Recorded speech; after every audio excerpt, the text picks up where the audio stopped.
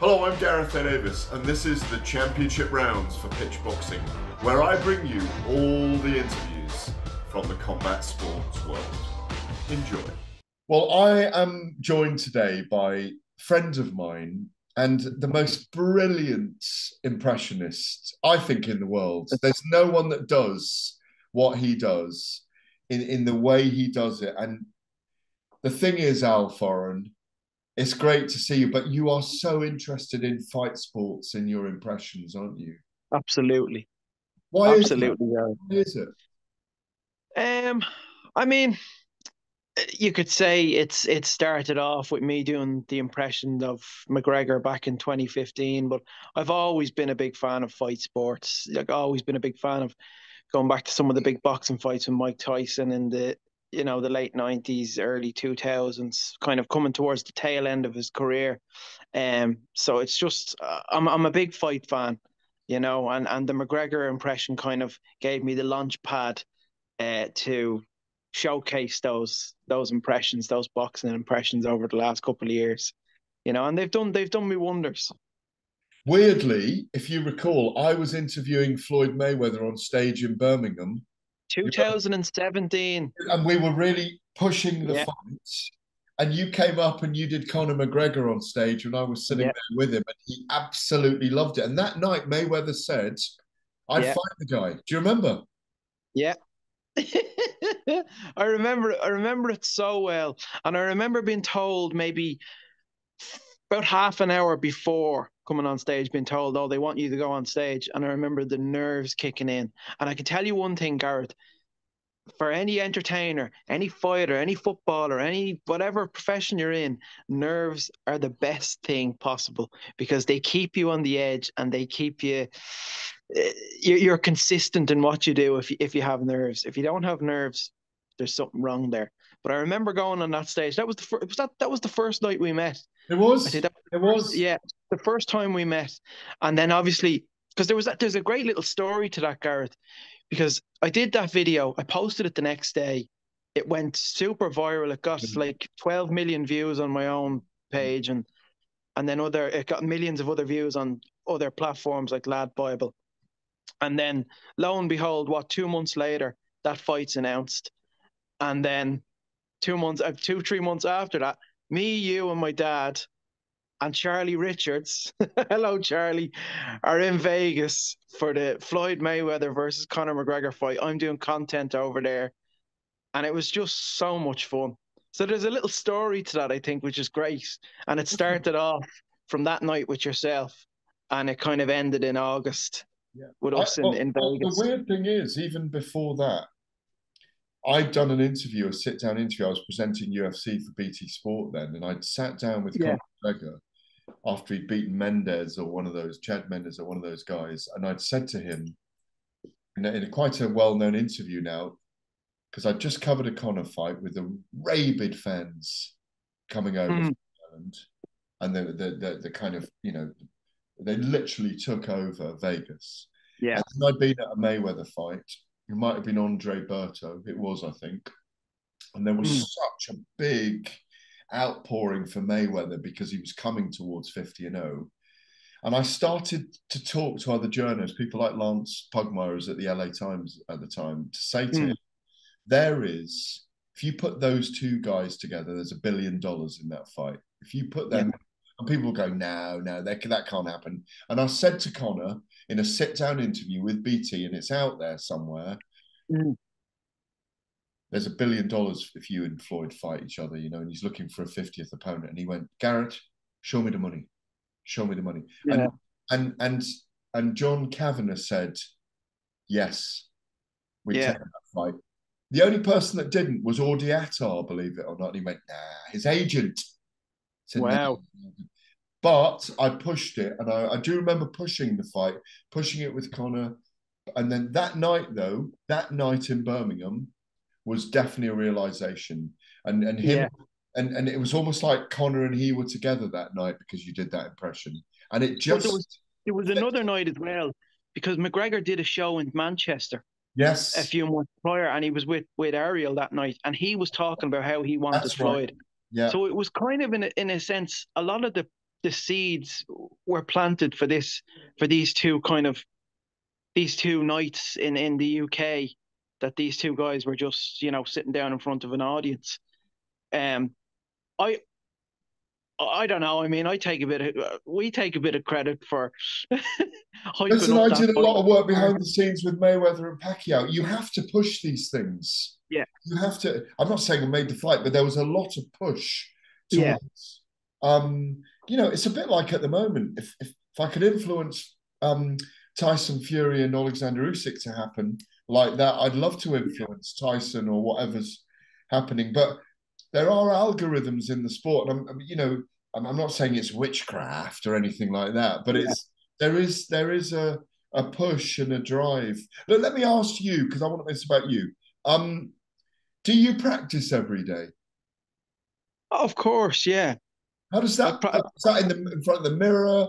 Do you record it and listen to it back? How does it? Is it yeah, your wife that listens and says, "Yeah, you're on the right track with that one"? Are you in the car going, "What do you think of this one, love?" No, how does it work? in the car, in the car, and not usually in front of my wife. No, so because some of the impressions that I do, sometimes my wife doesn't know. She doesn't know who they are. She wouldn't be that crazy into like boxing and football. Like I do some actors as well, but yeah, in the car by myself. Sometimes my daughter's in the back. My soon to be 4-year-old daughter tomorrow. Lovely. She'd be in the back of the car, and there's daddy going off on a tangent. She understands what I'm doing. But you know what? People sing in the shower. I do impressions in the shower. The shower is a great practice. Is a great practicing arena as well. Why can I suggest something to you then? You stick them, like there's the carpool singing. Can I Yeah, suggest one thing then? You start recording yourself in the car doing impressions because I think that will go viral. I take Gareth. You've Get a planted an little idea. camera, put on the dash Yeah, when you're dropping her off in the morning at school or when you've got to do your journeys wherever you yeah. go. Please, because that's a show right there with all the blooper reels and everything else. You're getting a tag for that. You're getting a tag for that now, Gareth. You're It getting a just occurred credit. to me. We're in the creative industry. It just occurred to me that would be Yeah, amazing. You know? absolutely. But even as well, when we were backstage with the likes of Tyson and John, you're always on the ball. You get your phone out and you start recording me doing John to John. You actually, that was the first time It as was well Manchester. I did John to John, and I Yeah, didn't know what to expect. And now, he I've done the loved it. tours with Tyson and John, and I constantly, I just have a great relationship with John. I just think he's great. I think there's a different side to John There that is. people don't really see. There is. He's actually very mellow. When you're in his company, he's great. Or intense is another word. Yeah, he can be. There's a mellow intensity about John. You're right. But I've had some. You and I have sat up with him till 3 in the morning talking about the Yeah, travel ways, and we had that yeah, fantastic night. I'm accused of being a Fury fanboy, but as you know, I'm very professional with them. You know, yeah, I'm working on stage. You are as well, but we never go. Um, we never go crazy. It's always we're all yeah, working together, aren't we? But he yeah. is a fascinating guy. I loved it when you did him that night because we got a massive chuckle out of him, didn't we? We did. We did. You even do a very bad impression of me, which I hope is mine. No, me is your very worst impression, which I'm happy about. Because it sounds like I think Prince so. Charles. I Is think that so. King I think Charles? you're right. It sounds like King Charles. I'm like, you know. It actually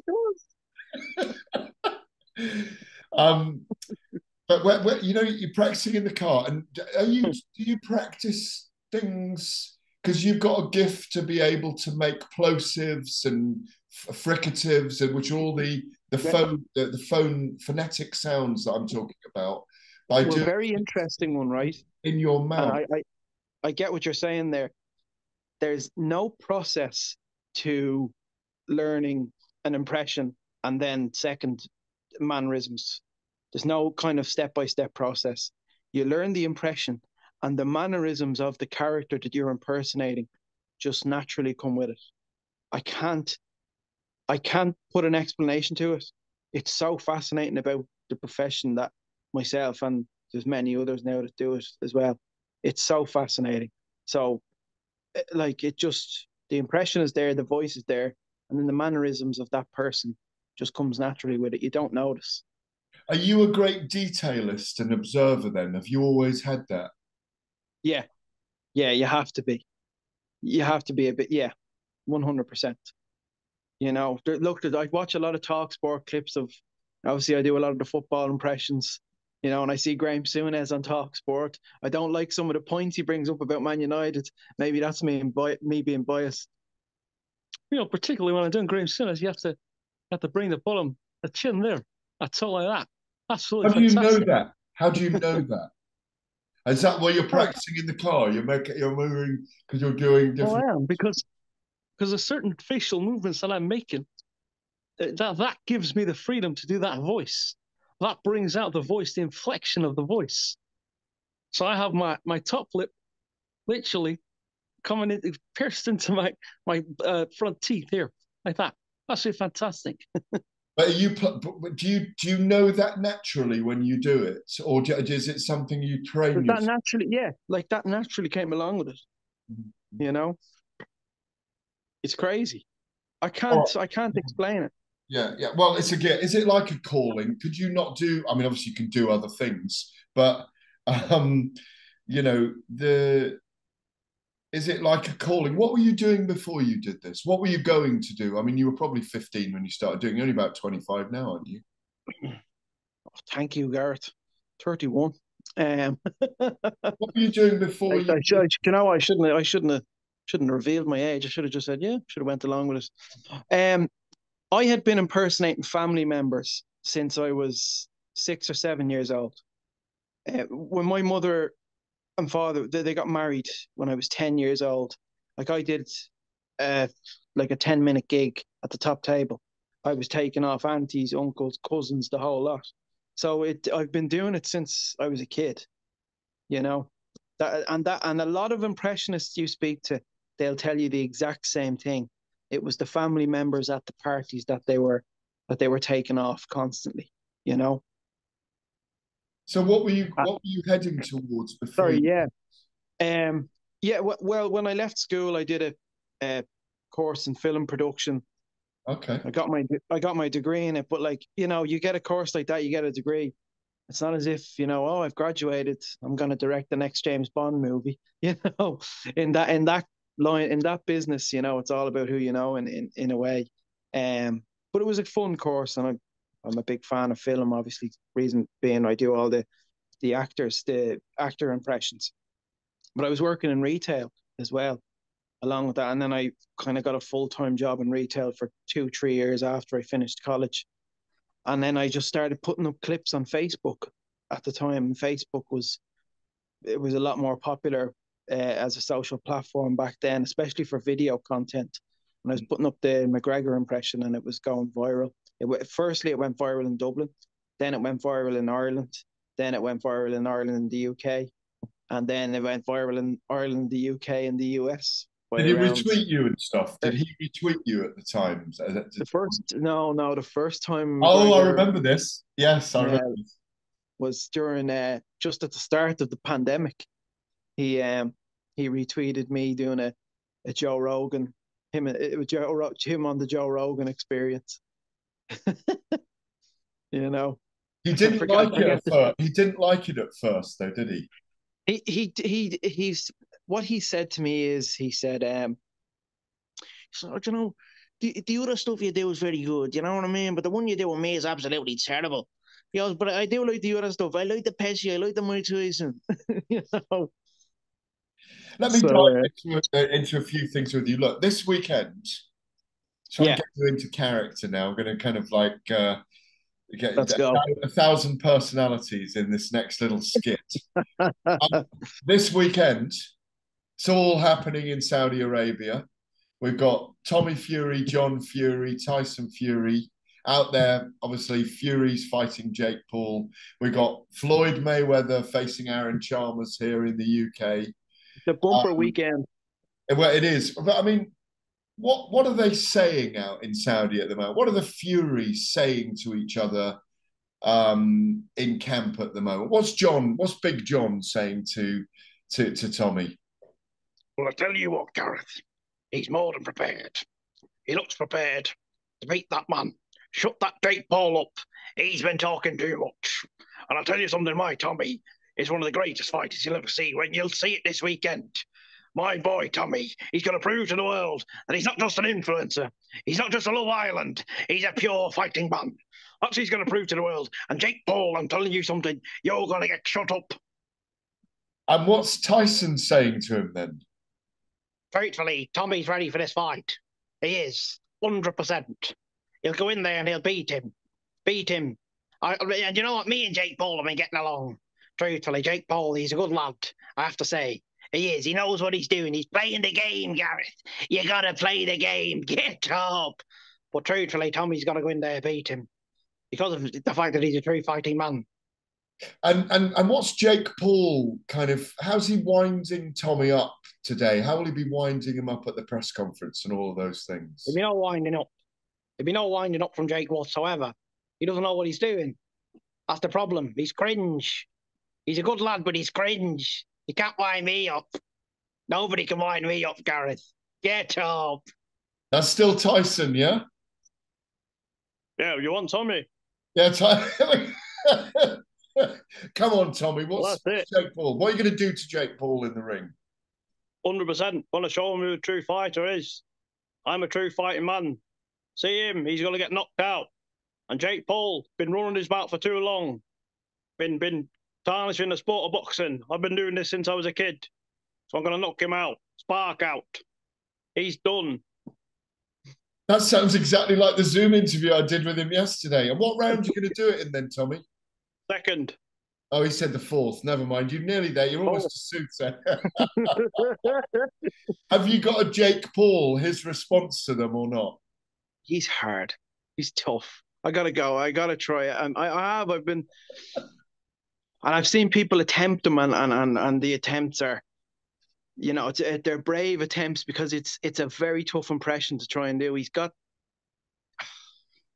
His voice is it's difficult. Give me a few months. Okay, all right. Well, I'll give you peace on that one then. But yeah. Over here, and your pick, I've picked Tommy Fury to win in 4 or 5 rounds on Sunday. What's your pick? Thank you. Oh, it's my Al Foran's pick. Who's pick? Yeah, no, well, I'd like to know. Well, I mean, listen, you've said what Tyson and John will say, and what Tommy said. What's your pick? Seriously, for Sunday night. Yeah, I think Tommy's going to shock the world. I think third or fourth round. I think Tommy's he's gonna knock him out. Now listen, there is a lot of pressure riding on Tommy at the moment, you know, and there has been for a while. But I just think he's prepared now. You know, he's got a good training camp in for this. You know, that's just the way of it. I think I know I'm the same. On paper, I can't see him losing. You know, but pressure is a weird thing, and I think there is pressure on him. And you know, the boxing. Look, you got to give it to Jake Paul. You have absolutely. You got to give it to Jake Paul. You know, you got to give it to him, Al. I mean, I know that's a little bit. You got to give it to him. You know, I mean, look at Tommy. I'm going to prove he's not a real boxer, that he's an influencer in reality. My impression is terrible. But I want to hear yours in a couple of months' time. I think Jake might have a little bit. He kind of maybe he's got a little bit of tongue swallowing going on as well in his. Yeah. But you know what? He's a great kid. I don't think he's doing any harm to boxing, and it's massive. We're live on TalkSport on Saturday night. Gareth, we said he was doing harm to boxing about 2 years ago, though. We did. We were like, oh, what's this guy doing? And then I think we slowly realized that, okay, maybe this is good. Maybe he's getting numbers in. He's getting a different audience in. Like, this whole influencer boxing has become a huge thing. I think it should become a separate league now. I think they're Almost. no. I think so. I think that needs to happen now because you need to separate it from the real stuff. And if you get what I'm saying, you need to separate it from the Tyson Furies and Usyk's, the Garcias and Gervonta Davis's fights, the potential Crawford and Spence fights, because those fights are the real deal. I think if people realize now influencer boxing is what it is, perfect, but separated away from the proper stuff. So on Saturday night here in London, Floyd Mayweather and Aaron Chalmers go at it. What does Chalmers think that he's getting opportunity? The OG of Geordie Shore gets the opportunity to step in with Floyd. Yeah, I wanted to fight Gaz. But they told me that Gaz don't fight. So, I'm looking at Aaron. He's a good kid. He did the MMA for a while, so we're looking at a good fight. It's good for the sport of boxing. My first ever fight in the UK. So I'm looking forward to it. I'm looking forward to making that money. You know me, I make that money, Gareth. I make that money all the time. Money, money, money, money, money, money. I can't use two hands because one hand's holding the phone. And can you believe that? Yeah, and Aaron, what's Aaron saying about it? Why are you trying to get me to do an Aaron impression? I never did an Aaron impression.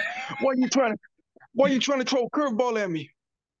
I'm gonna have to fucking pinch myself, man. I'm speaking to Floyd Mayweather. I'm stepping in the ring with him. Yeah. All right. I'm rounding about all that at the moment. Eddie Hearn's very prevalent at the moment. I don't know if you do, Eddie, but Katie Taylor was going to fight at Croke Park against Amanda Serrano. Now it's the 3 Arena. How do you think she's feeling about that? 80,000 to a 10,000 arena. Yeah, it's obviously a little bit unfortunate. We were looking at that fight in Croke Park, and it was going to be unbelievable. But the 3 Arena is still good. It's a great arena. It's a little bit smaller with regards to capacity, but the atmosphere will be unbelievable there. Just doesn't make sense. They don't have Katie Taylor fighting Croke Park. They're making it difficult for us, but they're happy enough to have Gareth Brooks there for 4 nights. So they had Gareth Brooks there last year for 4 nights. Gareth, I couldn't believe it, but yeah, it should be unbelievable. Maybe somewhere down the line we'll get a fight in Croke Park, but who knows? It could be the Aviva Stadium as well, for the second fight if we do it in September. But God willing, Eddie will get it sorted. Unbelievable. And what's have you got an Eddie? What does Eddie say at the moment about? He's right in the heart of the egg controversy and Conor Ben right now. What's Eddie saying about Katie, and then about whether he's going to get Conor Ben out again? Well, Conor Ben is a great fighter. Conor Ben's innocent of what he did, and it's simple. He's better the WBC rankings. And looking at Katie Taylor, looking at the fight, I was trying to deal with the GAA, and the GAA are an absolute disgrace. I mean, listen, I know they put the All-Ireland final in there, and I know they put Gaelic football. But this is Katie Taylor we're talking about. It's the Olympic gold medalist. I've got to go to the 3 Arena in front of 8,000 people compared to 80,000 people. It's not fair. It's really not. And do you think Conor Ben is going to get? Are you going to press me? Are you pressing me again, Gareth? Yeah, I am. I am pressing you, Eddie. And why are you doing it? No, but why are you doing it, Gareth? You do it all the time. You're trying to press me. You're trying to get answers out of me. I don't know why you're trying it. Yeah, but come on, you want to get Conor Ben back. Do you want to get him back in against Eubank? Because I firmly believe that Conor Ben is innocent of what he did. All right. He's a stand-up, truthful guy. Will he fight Chris Eubank? Is Chris Eubank going to fight Chris Eubank? Conor Ben will be ready for Chris Eubank at some point this year. Katie Taylor will fight in Croke Park this year. Could be September. We'll do a deal with the GAA, but we'll try our best. What will Chris Eubank? Are you going to press me even more, Gareth? Yeah, I'm going to ask. I'm going to leave you a moment, Eddie. I'm going to ask Chris Eubank if he thinks if he beats Liam Smith, whether he is actually going to have the Conor Ben fight, and what his dad thinks. Really? Oh, so you want me to do Chris Jr. first? That's good. Well, no, listen, it was a lucky punch from Liam. I thought I put in a good performance up until that, and I'm looking forward to fighting him again and proving to the world that I do this for a living. I'm one of the best in the world at this. You can get lucky in this sport. Liam Smith was lucky. I That's the bet the old problem. man wasn't pleased though, eh? I spoke to Junior for, yes, I wasn't happy. Of course I wasn't happy, but I was also sympathetic. You have to show some sympathy in this sport that we love so much. I know for sure that I had sympathy come my way in my losses to Steve Collins in the 1990s. And my son, Chris Jr., while he may not be the Simba to my Mufasa, he is still my son and he is still talented. He's no Scar, but let's just say he's not Simba, but Simba Light. Do you get what I'm saying? With the Lion King analogies, of course. Do you like that movie? It's a great, great movie. Very much so. So yeah, let's see what happens, Gareth. Let's see what happens. And is there a chance for you, Kell Brook, to come in and fight Liam Smith or You know, Eubank Jr.? Gareth, there's been so much temptation the last couple of it since the American fight. And that was the fight that I needed to prove to the world that I'm better than him. Because that was a fight that was 17 years in the making. So there was rumours about fighting Jake Paul, rumours of other fights and stuff. But if I fight Liam Smith, maybe I'll come back and I'll make lots of money for the baby again. Everybody wants a Kell Brook comeback, so let's see what happens. I hope so, Kell. Let's jump across the water for a moment and talk Conor McGregor back, tough final, the Tough Series. But also, the Tough Series, yeah, in the Tough Series. But also, before we talk to Conor finally, Nate Diaz and Islam Makhachev, are they going? Is there talk about them? Well, I don't give a fuck. I'm not contracted to UFC anymore, so. But if I see Islam, I'll slap him. I mean, Volkanovski's he's a G, won that fight, so he beat Makhachev. Makhachev got away with it, so. Oh, come on. No, he didn't. Makhachev got away with that shit. No. I slapped the both of them, so. Would you? Would you? I'd slap both. I seen both of them. I slapped them both. I slap anybody that comes and wants to fight me. That's it. I'm not contracted to UFC anymore, so I slap whoever I want. I slap Dana White. What's up? 209. So it is what it is. Finally, Conor, are you glad to be back in the UFC, in the Tough Series, and fighting? Absolutely, mate. You know what I mean? It's very good to be back over in Vegas. I have to say, we're looking forward to another Ultimate Fighter. As I said, I did it back in 2015 after the Chad fight. It was myself and Uriah Faber. Do you know what I mean? And Uriah, I always say Uriah, well, I've said it recently, Uriah had the titanium chin at the time. Now I'm going into this and I have the titanium shin bone. So, listen, I'm looking forward to it. I'm looking forward to the rival coach, Mr. Chandler Bing. Do you know what I mean? But, we'll see what happens. As I've said, I could, we could be rivals.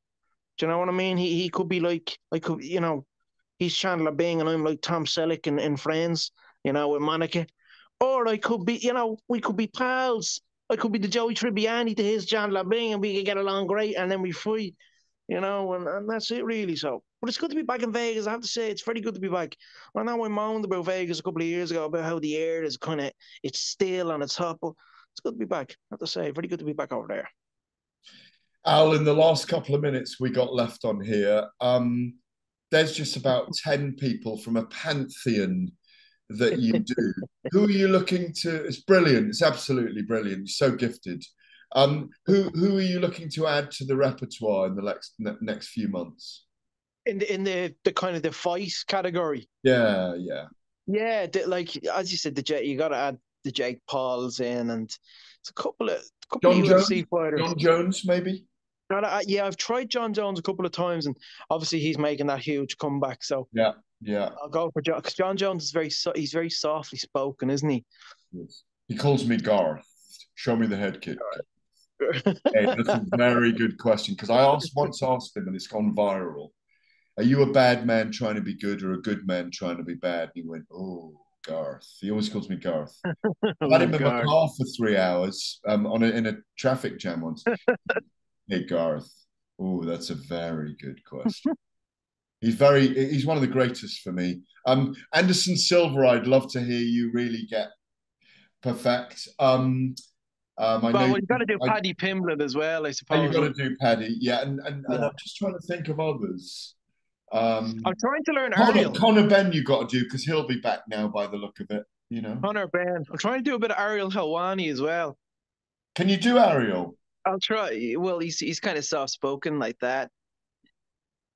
Yeah, don't save him for another time, because we've got to say goodbye. We've got to say goodbye. Al, if people want to go on and subscribe to your channels, where do they go? Yeah. So on Twitter, it's at Impressionist Al, and then all the other platforms: Facebook, Instagram, TikTok, YouTube, Al Foran Comedy. ALFORAN Comedy. Yeah, yes, comedy. You're an absolute treasure, mate. It's I have so much admiration for what you do. Like the influencers and the YouTubers, I'm glad that you bring yourself to the fight world rather than to darts or whatever it is, or Formula One. No, because you've got to feel for it, haven't you? You've got to feel for it, you know? Well, I do one Formula One impression, and that's Martin Brundle is always on the grid walk talking like that.